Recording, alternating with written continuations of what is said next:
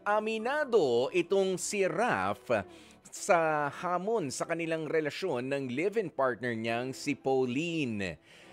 Yung adjustment daw kasi, oo, doon sila nagkakasira madalas. Oo, sa pagpapatakbo ng kanilang kumpanya. Aba, yayamanin ano ang mga makakausap natin ngayon. Ay yan ay dahil nga po kasi salungat sa kanyang degree na tinapos. Dahil po galing siya sa medical course itong si Raf. Kaya naman hindi tuloy maiwasan na mag-clash sa kanilang mga desisyon at sa mga paraan para patakbuhin ang kanilang binuong negosyo. Bilang CEO itong si Pauline ng kanilang business ay may pagkakataon daw na napapagalitan nito ang kanyang kinakasama, kaya ang ending nagiging mitya rin ito para magtampo itong si Raf. Mula po sa Quezon City, ayan, kausapin na natin si Pauline at si Raf. Magandang tanghali sa inyo, Pauline and Raf. Hello po. Hi po, good afternoon. Good afternoon. Ayan. CEO na si Pauline. Okay. Ang babata nyo pa ha, 24 and 22. Talaga naman, oo, masisipag na mga bata ito. Nga lang, medyo masipag din daw ang pagdalaw ng mga tampuhan sa relasyon nyo nang dahil sa binuo nyong business. Okay, bago tayo tumuloy dyan, Pauline and Raf, gaano na kayo katagal na magjowa? 3 years. Bago-bago pa lang. Oo. Matagal. Na. Sabagay, matagal na yan sa panahon ngayon, Raf, ano? Oo, matagal na nga pala. Ayan, okay. Saan ba kayo nagkakilala?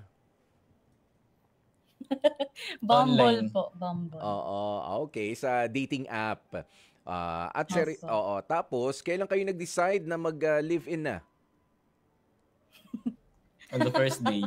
Ha? Huwag po gagayahin. First day pa lang. Mga 1 week Hindi. naman po. Parang ganun din yun eh. Nag-overnight po kasi siya agad. Kasi nakabukod na ako. Pero wag po gagayahin. May batang nanonood. Ayun nga, wag gagayahin. Yan ha, sinabi ni Pauline yan. Nag-decide sila. Pero matagal din kayo, no, na nakilala na yung isa't isa naman doon. Sa chat. Hindi po. Hindi po. Kaya nga akala ko po hindi magkiklik talaga. Tapos biglaan din po yung first meet. Kasi, ayun nga po, sa dating app. Tas galing po akong long-term relationship noon. So parang that time, I wasn't expecting him na parang magkakaroon ako ng partner after the long-term relationship that I had. Kasi parang that time, parang gusto ko focus muna kasi I was trying to build the company na meron ngayon. Yun. So, naabutan yung nag-uumpisa. Oo. At ayan nga ang tatanungin natin. Kumusta ba ang binubuo mong business noon na pumasok sa buhay mo? Itong si Raf. At Raf, ano naman yung gawa mo sa buhay? Siyempre, nag-uumpisa pa lang kayo noon. Hindi ka pa parte nung company na itinatayo nitong si Pauline. Nursing.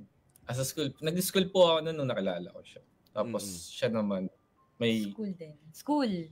Nag-regular school pa ako nun. Tapos, at home pa lang po kasi namin inumpisan yun. So, started as freelancing.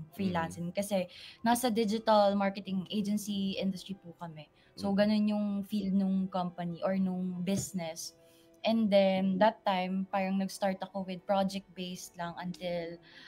Yun, nung nagkakilala po kami as in sa small studio house lang, parang apartment po ganun. So, subaybayan niya po from maliit pa lang talaga. Tapos, he was doing nursing po that time. So, parang ako, ang layo po talaga. Oo. Natapos nyo ba? Natapos nyo yung mga courses ninyo?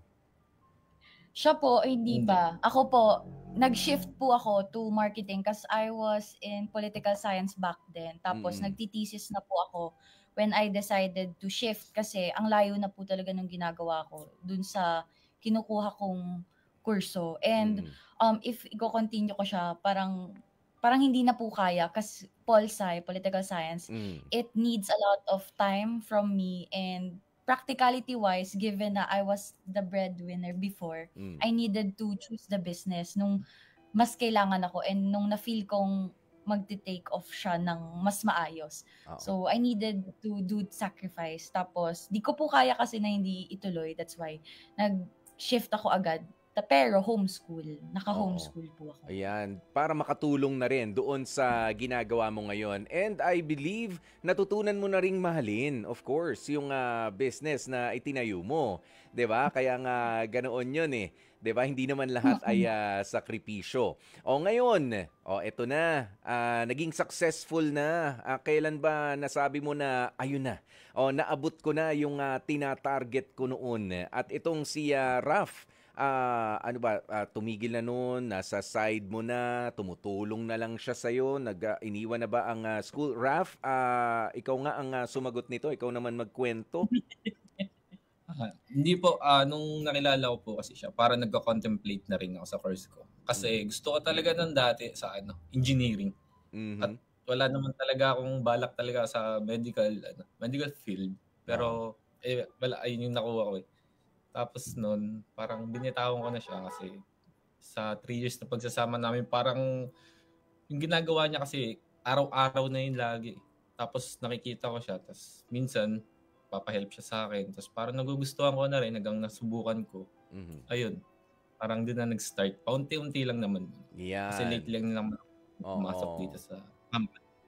Pero Raf, ikaw ba naiisip mo rin o napapayuhan ka rin itong si Pauline since sinusubukan mo na nga rin yakapin itong business ninyong, kay Pauline pa rin naman yan, na mag-aral din o katulad niya, tinulungan niya yung sarili niya, pag-aaralin ko yung sarili ko habang ginagawa ko itong marketing, itong business na ito.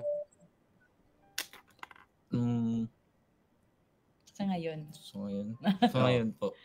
Parang siya muna wala pa balak bumalik sa school. Siguro sa susunod na. Okay. Ayan. Okay. Sabi nyo, madalas na nagka-clash yung mga desisyon ninyo at yung mga paraan na iniisip sa negosyo. Ikaw ba minsan naiisip mo na, syempre, CEO yan. Chief Executive Officer. Si Pauline ng negosyo niya. Nagliliit ka ba minsan? Or para nauutos-utusan ka? Ganun ba, Raf? Ang hindi naman. Professional setting sa company kasi. Sige, may boundary. Kwentuhan mo nga kami. Parang work lang naman po yun talaga. As in, purely work pag as a company. Tas iba naman sa bahay. Siyempre, nire-respeto ko yung pagiging leader ng company na yun. Labas yung relationship namin. Pero meron namang time na, siyempre, may kulitan, tas lambingan. Nandun rin. Yun. Parang okay lang sa akin. Nadidis, ka rin. Tawag doon, parang nahihiwalay ko yung company. Disassociate. Yun. Disassociate kapag CEO siya, tapos pagka yun, partner ka siya. Sa ngayon ba meron din kayong iba mga tao na kasama rin? Opo. Bali, mayroon po kaming 35 employees po. Tapos, kasama din po namin yung mom ko sa pag-run po ng business. Mas close sila. Sila yung mas nag-work together. Sila yung humaharang sa mga desisyon ko. Ayan, doon sa parte na yun, syempre sa decision making, kasama po pa pala yung mommy mo at yung boyfriend mo. How do you feel na, teka lang, ako nito eh. Of course, hindi naman palaging tayo yung tama kahit nagigil ka, no? Is it really a blessing na merong kahit papano ay magmumukhang fault finder, pero inaano lang naman, pinapakita lang sa'yo na kapag ka ginawa mo tong decision na to, there's no turning back, baka makasama, yung mga ganyan, may check and balances. Pauline. Opo. Actually, I feel like hindi ko rin po, sabi ko nga po kanina, parang maliit pa po talaga yung business nung nakilala ko si Raf. So, nasubaybayan niya po, hindi man po siya parang sobrang involved back then, parang for the earlier years nung business. But nasubaybayan niya lahat. So lahat ng iyak ko, lahat ng struggles ko, nasubaybayan niya, na nakita niya din po talaga. And I must say na blessing po yun for me because I wouldn't be here without his support. Kasi, ayun, kung wala po sigurong support niya na parang, minsan kasi ayoko na po talaga and then he will question me na, wala ka bang tiwala sa naumpisahan mo? Or wala ka bang tiwala sa kakayahan mo, ganyan. Lately po, yun din, kaya parang na-contact po kasi ata kami dito. Kasi dahil po dun sa video ko, kasi that time I was having a hard week or parang month na nga po kasi parang a lot of setbacks happen and hindi naman po yun maiiwasan sa business.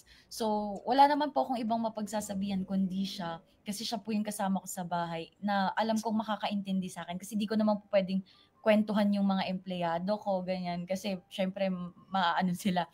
So, sa kanya ko po kinakwento. And yung assurance po na magagawa namin palagi ng paraan is a big thing for me. Kahit yun lang yung sabihin niya. Kasi alam ko, whatever happens, alam kong may masasandalan ako or may sasalo sa akin, ano't ano yung mangyari. May uuwian ako kung sakaling mag-fail ako. So, yung thought po na yun, very important siya sa akin and very big deal. Oo. Ayan. At syempre, nakikita ko naman sa relationship ninyo kasi alam nyo, yung iba na mga nakikita natin, lalong-lalo na yung mga kalalakihan. Yung mga kalalakihan, ang gusto nila, mas malaki ang kinikita nila kaysa doon sa mga partner nila na mga babae. Hindi ba issue sa inyo yun? Si Pauline being kumbaga, the leader at si Raf naman ay, syempre, sabi mo nga, nandito, very supportive naman sa'yo. Okay po. Siguro po ito na rin siguro kunin ko yung time na to to parang ang laki po kasi ng misconception about men talaga. And at some point hindi kasi ako naniniwala sa mga expectation na sobrang laki for guy. Ako po kasi nung unang nagkakilala kami, wala naman ako expect sa kanya kasi he was a student. And so happens na nabigyan lang din po ako ng chance to earn as early as I can. That's why I took that opportunity to grow what I have that time.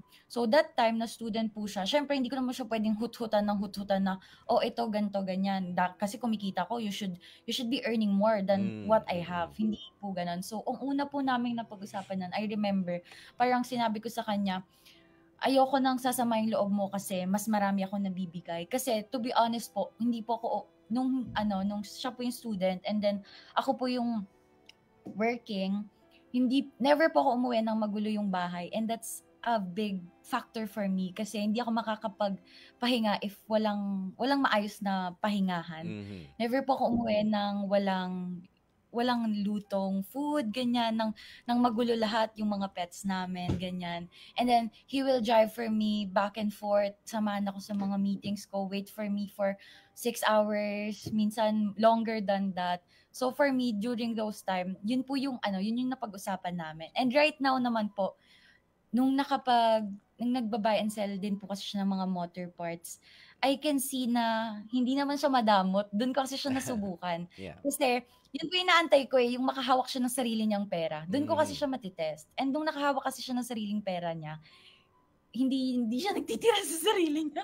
Binibigay niya po sa akin. So, doon, alam ko na hindi naman siya mapang-abusong tao. So, doon po. And even now po that he's earning more than what he's earning before, masasabi ko naman, kasi ngayon share na kami. Yan, share na po kami. So, bigyan niya po akong pera. Minsan, wow! Iba rin. Kaya pala yung mga ngitian ni Raf, yung mga simple lang, pero yung pera to. Nagpo-provide din ako para kay Pauline. Di ba? Yung mga simpleng ngitian lang.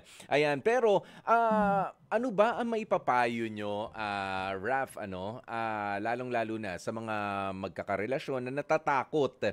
Kasi, di ba, yung iba, pagka mag-boyfriend at mag-girlfriend pa lang, okay? Magtatayo ng business. Yung iba, dyan pa nagkakasira. ng dahil doon sa tinayo nilang business. Pati yung relationship nila napapabayaan ng dahil sa napapabayaan yung business. Ano ba yung mga dapat ninyong nire-reassure sa inyong mga partner at a very young age ng relationship ninyo at kayo mismo? Ano yung maipapayo nyo sa mga nakikinig sa atin ngayon? Yan, kung sakasakaling magkarelasyon na nga, magtatayo pa ng business pareho. Go ahead. Ikaw muna, ako muna. Siguro para sa akin, keep God sa gitna ng lahat ng gagawin niyo yung dalawa. Kasi at the end of the day, yun lang naman dalawa yung magiging niyo, takbuhan. Si God pa rin. At the same time, yung partner mo syempre. Tapos next na yung family, tapos yung next na binubuo yung business. Yan, para sa akin. Sa'yo.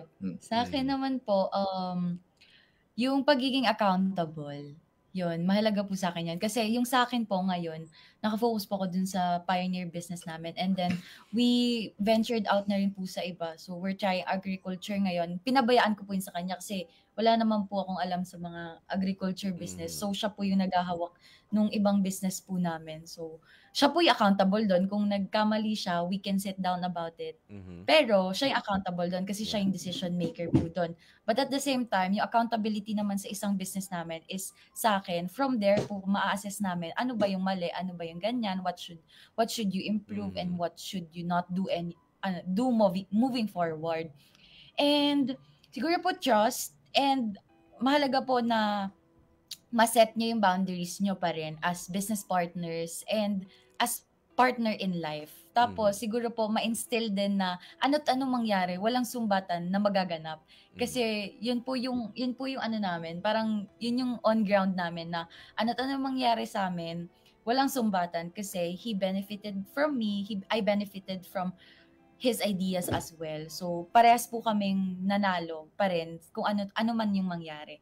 Kasi, dun po I think nagkakaroon ng issue as the time goes by sa ibang mga magnenegosyo na partners. Pag nagkakaroon na ng sumbatan, pag nagkakaroon na ng silipan na, bakit mas malaki yung sa'yo sa ganito, ganyan. So, yung ganun po. So, sa amin kasi po, parang never po kasi naging issue yung ganun. Parang never po may nag-away sa pera, sa ganun. So, wala pong, yun po yung sa amin. Well, hopefully, hindi naman dumating yung ganung pagkakataon din, Basta, sabi nga, always put God first. Gusto ko yung sinabi niya ni Rafa, bago siya nagbanggit din. And of course, yung accountability. Oo, yung pag-ako ng, ikaw ang nag-umpisa niyan, ikaw ang nag-spearhead dyan, ano't ano mangyari, mabuhay, mamatay, yan sinimulan mo. Pag-uusapan natin, pero sa bandang huli, wala rin namang sumbatan. At yun ang mahalaga nga po na take away natin sa mga nakikinig sa atin, sa mga nanonood sa atin mula dito sa very young business partners and sabi nga nila partners in life na rin. So kailan ba ang kasalan? Nakaipon na ba ng sapat? Wala pa. Ha? Baka maraming pumunta kasi. kahit ako na lang. Tayo lang. Wala namang ibang okay lang naman. Ayaw niya po kasi ng maraming bisita. Ay, wag mo na akong ituring na bisita. Pero maraming salamat sa inyo, Raf and Pauline. So, eto, dahil sa sinabi ko nga kanina, lagi naman nating pinapipili kung ano nga ba ang inyong talaga mga heart decision, kahit pa may mga konting hindi pagkakaunawaan along the way. H, E, A, R, or T. Ano ang pipiliin? Talagang kahit dito pinag-iisipan nilang dalawa. E po. E. Sige. A daw. Paano? Letter E. Letter E. I-evaluate. I-evaluate. Okay. Ayan, akala ko naman kasi A. Approve na approve. E pala. Alright. Thank you, Pauline and Raf. At sana nga ay sana nga magsilbing inspirasyon ang inyong kwentong ito sa kung paanong babalansihin yung pakikipagrelasyon at yung paghahanap buhay bilang magkarelasyon nang walang sumbatan at puno ng pagmamahalan pa rin. Mga kapatid, dito tayo sa totoo. Dito na tayo sa True FM. Mag-subscribe at mag-follow na sa social media accounts at True Network PH sa FB, Instagram, X na dating Twitter, YouTube, TikTok, and podcasts.